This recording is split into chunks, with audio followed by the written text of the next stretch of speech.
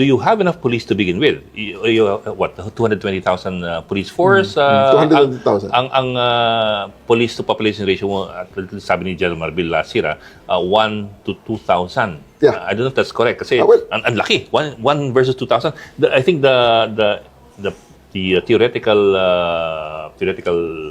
wish list is 1 is to 500. So we're 4 times the theoretical wish list. Actually, pag tinignan mo na yung 120 million tayo, plus 220 ang police, parang nandun na eh. Nasa 1 is to 500, 1 is to 600 na yan eh. Pero yun nga lang, maraming trabaho ang police na hindi lang naman sa patrolling na pupunta. May admin. May mga police tayo sa admin. And marami rin tayong may police tayo sa airport. May police tayo sa maritime. May police tayo sa security. May police tayo sa ilalim ng tulay.